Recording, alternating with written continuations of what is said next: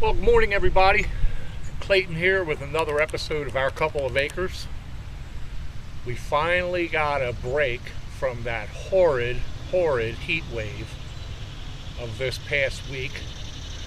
Today we only have a high of 80 here in Zone 7, and it's mostly cloudy. So I'm seizing this opportunity to get out and open up a fall bed so I can put some broccoli seedlings in. I like to use raised beds, and I primarily use fabricated raised beds out of 2x10s, 2x12s, pallet pieces, whatever I have available.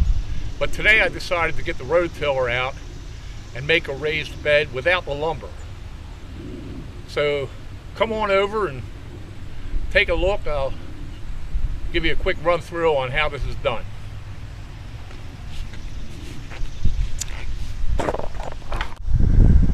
I've already gone ahead and run the rototiller through this bed, but about 6 weeks ago, in order to kill off all the grass and weeds, I laid some tarp down and put some heavy objects on it to keep it from blowing away, to prevent the sun from getting to the grass, and it killed most of the grass off and gave me a nice clean bed to rototill.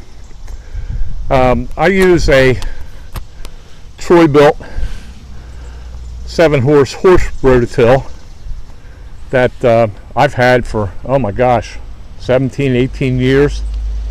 This thing is a real workhorse. And what I do first is, without this hiller attachment on, I till down to the fullest depth that the rototiller will reach, which is about 8 inches. That loosens the soil up real nice, flattens it out, and then I'll go through and clean out all the weeds and other stones and objects that may be down in the ground. In fact, I found a small piece of chain down in there. Then once that is done, I'll go ahead and hook up this hiller attachment to the back, and as you can see, it comes down to a V point at the very bottom.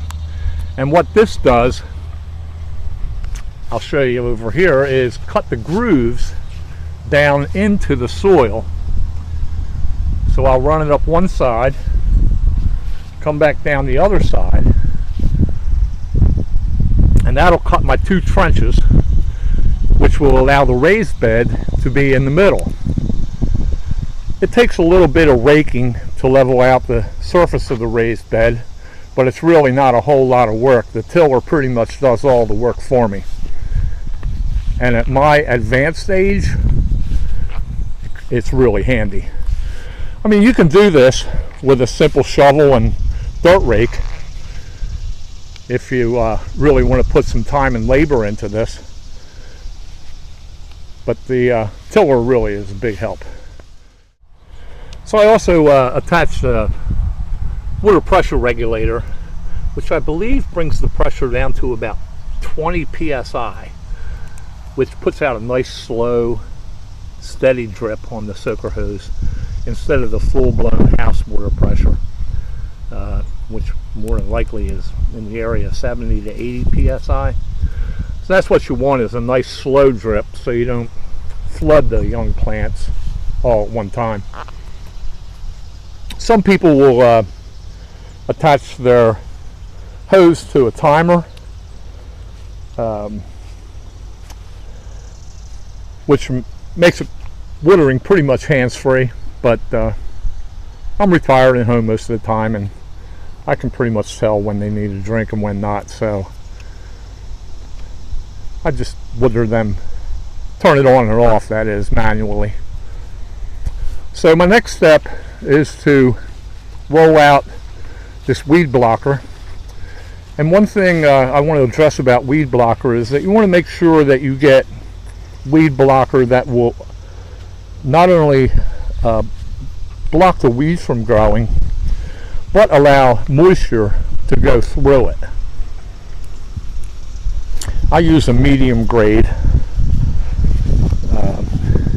fabric. It also controls erosion. and it allows air, water, and nutrients to penetrate to the plants in the soil. So the one I use is about 4 feet wide, and it'll overlap down into the trenches, and as I roll it out, I will pull the extra soil from the side of the trench down into the trench and on top of the weed block to hold it in place. So let me get that rolled out, and I'll be right back to you and show you the finished product there.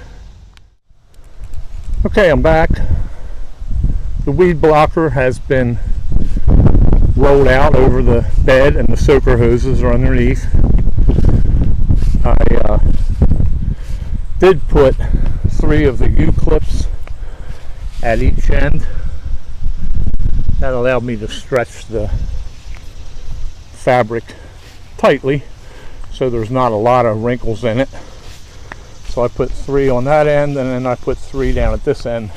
You also want to be sure to leave your hose end exposed in case you need to disconnect your hose to cut the grass, etc. So we got a pretty nice cover there on the bed. The next step would be go along on both sides and pull the excess dirt down over top of the fabric on the sides to give it more strength, sort of like backfilling a hole after you've laid a foundation, etc. That'll help hold the cover down along with the clips. So I'll be right back to you after I get that done, and we'll have the finished product to show you. So there we have it. The sides have all been backfilled. The weed barrier stretched out nice and tight.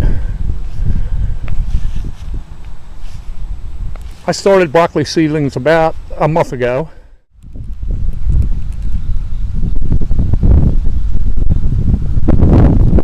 They're out in the shade. They like the cooler weather, cooler conditions, and they're coming along nicely. I probably will wait a couple more weeks before I go ahead and plant them in this bed.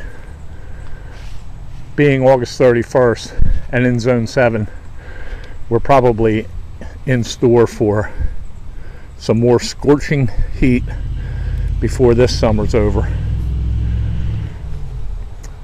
So towards the end of September, maybe the 3rd week of September, I'll plant the broccoli seedlings out, and I'll do that by just cutting a hole in the fabric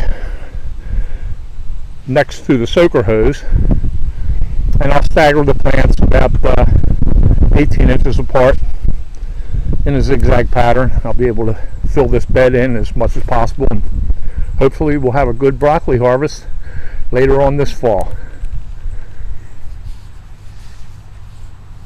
Well, this is Clayton signing off for Our Couple of Acres.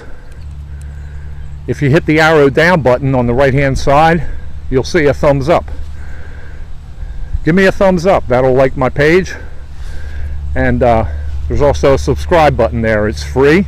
You can subscribe to Our Couple of Acres, and I'll keep you posted on what's going on as things happen here in Townsend, Delaware. So for now, have a beautiful day. Get your hands dirty. The plants will love you for it. Take care.